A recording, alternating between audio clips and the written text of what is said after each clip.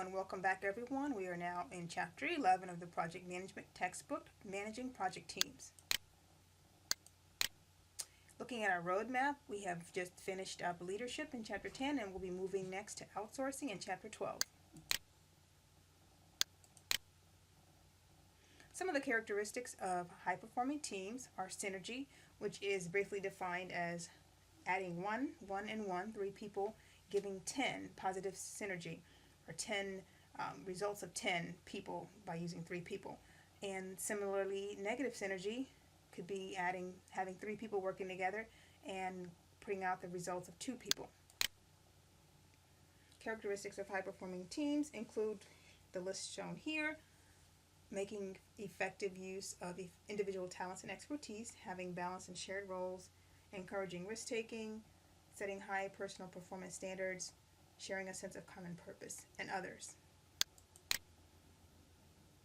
The 5-stage team development model, which you might have heard of before, where the team is forming, getting oriented, testing independence in the group process.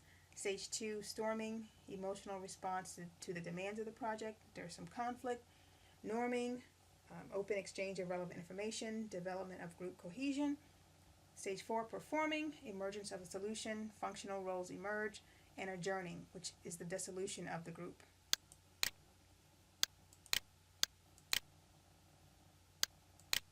Conditions favoring the development of high-performance project team include 10 or fewer team members, voluntary team membership, continuous service on the team, full-time assignment to the team, organizational culture of cooperation and trust. Members report solely to the project manager, meaning they don't have functional responsibility, and all relevant functional areas are represented on the teams. The project involves a compelling objective. Members are in close communication with each other. And one thing to mention here, if they're in close communication with each other, it's very a good idea to have them in a project team room or somewhere where they can all work together in close proximity. Creating a high-performance project team, recruiting the team members, conducting project meetings, establishing team identity, managing conflict, rejuvenating the project team, leads to superior performance.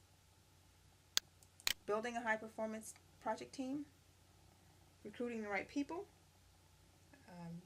The ability to recruit the right or best people can depend on the importance of the project, the management structure.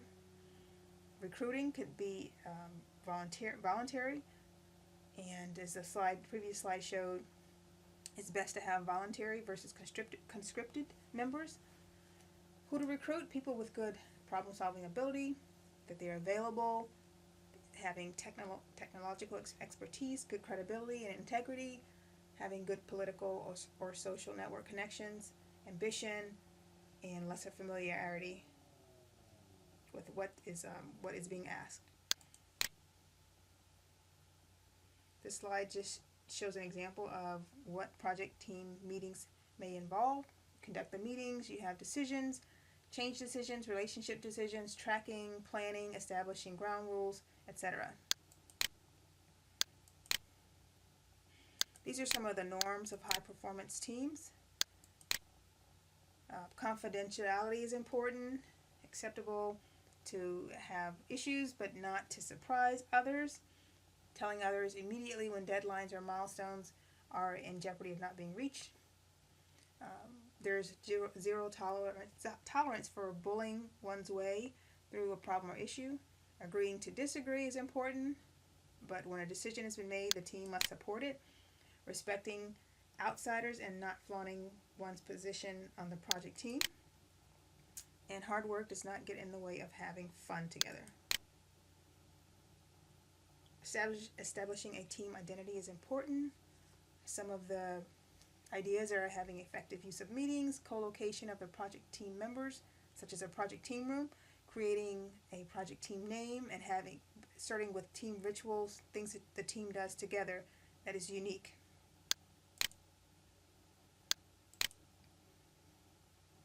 So managing project reward system, just having a method of rewarding the project teams. teams, whether it's a group award or individual reward. Some of the ideas are letters of commendation, public recognition, having desirable job assignments, and increased personal flexibility, working different hours, flex time, things like that.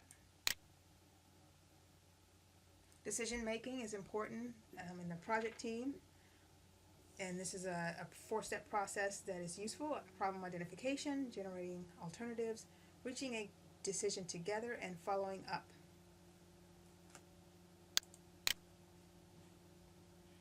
There will always be conflict on the project team, so managing it is very important for the project manager. This slide states that you should encourage functional conflict, asking tough questions, bringing in people with different points of view, having someone to be the antagonist, and asking the team to consider unthinkable alternatives. Dysfunctional conflict, contrary to the functional conflict, mediate, arbitrate, control, accept, or eliminate are some of the responses. This slide demonstrates or illustrates sources of conflict over the project life cycle, including priorities, schedule, procedures, workforce issues, and technical conflicts. When things get bad and the project team needs rejuvenation, some of the ideas are some informal techniques, taking off-site breaks, maybe having a team building exercise, viewing inspirational messages or speakers, and having the project sponsor give a pep talk. Other ideas: hold a team building session facilitated by an outsider to clarify ownership issues, engage in outside activity that provides an intense common experience. And that would be more of the team building, going to an actual outside location, a campground or something. Virtual teams are becoming more common as people are working in different locations around the country, around the world. Some of the challenges of managing virtual teams include developing trust, exchanging social information, setting clear roles for each team member, and these things can be managed and addressed up front. Developing effective patterns of communication so that everyone knows what's going on regardless of their time zone, where they are, and having a common time where everyone can meet at the same time regardless of time zone, or moving that time around so everyone shares the burden of staying up late or getting up early. It's very helpful. Encouraging or establishing a code of conduct is important, establishing clear norms and protocols. And as I mentioned, sharing the pain so that one group or one part of the group is not always at a disadvantage, whether that's a time zone meeting issue or something else. Some of the pitfalls of project teams could be groupthink, going native, team spirit becomes team infatuation, and bureaucratic bypass syndrome. You can read about those in your textbook. For your project team, we will have an activity for you to discuss the development of the team for this project and also on other teams in which you have worked. We will also do an additional team activity.